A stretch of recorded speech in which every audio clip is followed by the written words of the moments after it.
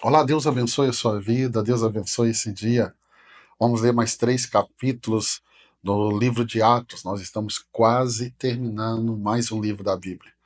Vamos ler o capítulo 22, 23 e o capítulo 24. Amanhã, se Deus permitir, nós terminamos esse livro maravilhoso, que é o livro de Atos. Capítulo 22, Paulo vai testemunhar diante do povo em Jerusalém. Verso 1 ao 5, nós temos aqui a defesa do apóstolo Paulo. Paulo começa a falar ao povo em hebraico, explicando sua formação e o seu zelo como fariseu. Ele conta como perseguiu cristãos antes da sua conversão. E chegamos no verso 6 até o verso de número 16. E aí ele fala da sua experiência de conversão. Experiência essa de Paulo que nós lemos aqui no capítulo 9 de Atos. Paulo relata a sua experiência no caminho de Damasco, quando teve um encontro com Jesus que o confrontou sobre a perseguição aos cristãos. Ele fala sobre Ananias, que foi usado para confirmar o seu chamado. Verso 17 ao 21, vamos ver Paulo falando do seu chamado para os gentios. Paulo vai narrar como Jesus o enviou aos gentios após uma visão no templo, onde ele foi instruído a pregar aos não-judeus. Verso 22 ao 30, nós vamos ver a reação da multidão e a prisão de Paulo. Ao mencionar seu chamado aos gentios, a multidão vai ficar enfurecida e vai exigir a sua morte. Os romanos prendem Paulo, mas ele revela aqui a sua cidadania romana, impedindo que seja açoitado. E aí, no dia seguinte, Paulo é levado ao Sinédrio. O verso 21 do capítulo 22, para mim, ele é muito importante. Mas ele me disse: vai, porque eu te enviei para longe aos gentios.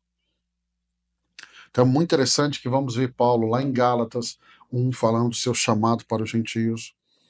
Paulo vai reconhecer a graça de Deus e a sua conversão e o seu chamado lá na carta de 1 Timóteo. Então aqui vemos Paulo com coragem para testemunhar da sua fé. Essa coragem eu e você precisamos ter também, mesmo diante da oposição. Vamos para o capítulo 23. De capítulo 23, Paulo está diante do Sinédrio. Paulo agora está diante do Sinédrio e há uma conspiração para matá-lo. Verso 1 até o verso 10. Paulo no Sinédrio, Paulo declara sua boa consciência, mas ele é repreendido pelo sumo sacerdote Ananias. Ele percebe a divisão entre saduceus e fariseus e ele declara sua crença na ressurreição, causando uma divisão entre eles. Gente, Paulo é muito inteligente, muito bem preparado, sabia aproveitar cada ocasião, e o verso 1 ao 10, aqui do capítulo 23, nos mostra isso. O verso 11 ao 15, vamos ver a conspiração para matar Paulo. Na noite seguinte, o Senhor aparece a Paulo e o encoraja a ser corajoso, pois ele vai testemunhar em Roma, na cidade de Roma.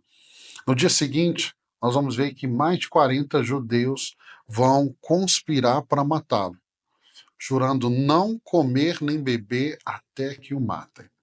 Verso 16 ao 22, nós vamos ver a descoberta dessa conspiração e aí vai haver o resgate de Paulo.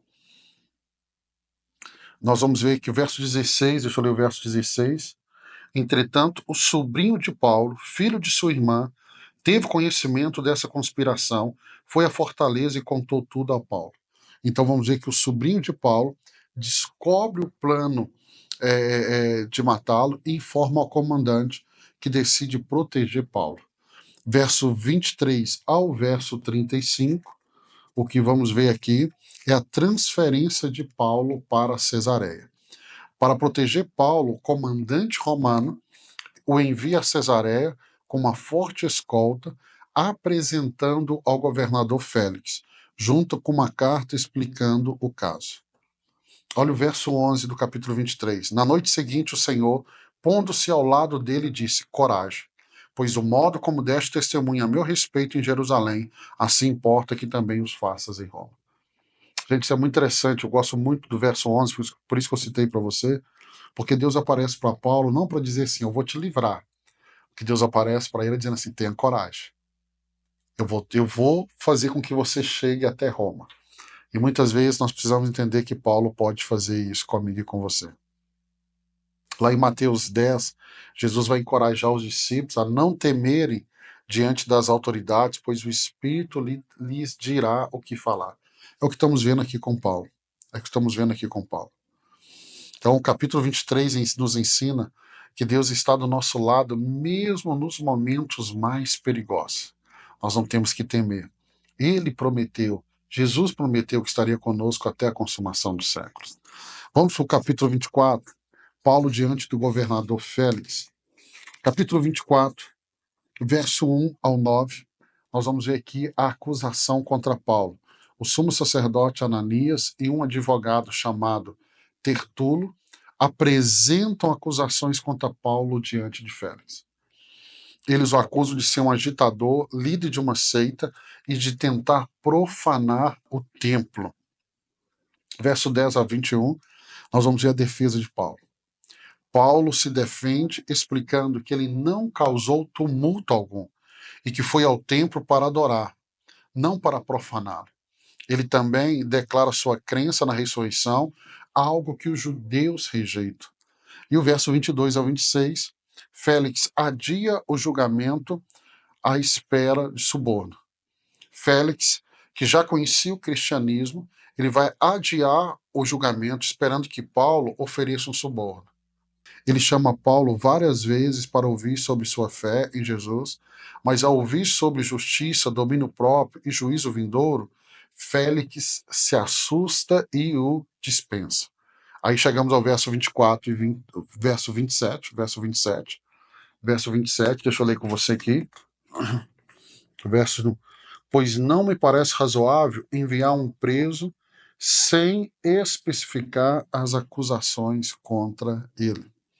Então, Paulo vai permanecer por 2 anos até que Félix é substituído por Pôncio Festo.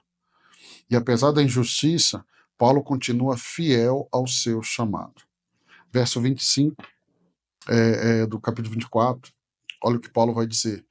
Dissertando ele sobre a justiça, o domínio próprio, o juízo vindouro, ficou Félix amedrontado e disse, por agora, podes retirar-te, em ocasião oportuna te chamarei. Então, se Félix estava mal intencionado, quando viu o discurso de Paulo, ele falou, opa, não tem como. Paulo, mesmo injustiçado, permanece ali. Esse capítulo, ele nos lembra da importância de permanecer fiéis, mesmo em tempos de injustiça e prolongado sofrimento. Permaneça fiel, permaneça fiel. Paulo usou cada oportunidade para pregar a verdade. Paulo nunca se desviou da sua missão. Paulo nunca murmurou, e mesmo diante da corrupção e da demora na justiça humana, irmãos, nós devemos ser fiéis à nossa fé. É isso que o capítulo 25, essa é uma das principais mensagens que estão aqui para o meu coração e para o seu coração. Eu quero abençoar a sua vida, o capítulo 24, né? Capítulo 24. Amanhã, se Deus permitir, eu estarei aqui junto com você para juntos lermos o capítulo 25, 26 e o capítulo 27 e 28. Então, amanhã, para que a gente termine, nós vamos até o capítulo 28. E aí sim, vamos terminar o livro de Atos. Deus abençoe sua vida, Deus abençoe esse dia. Até amanhã, se Deus assim permitir.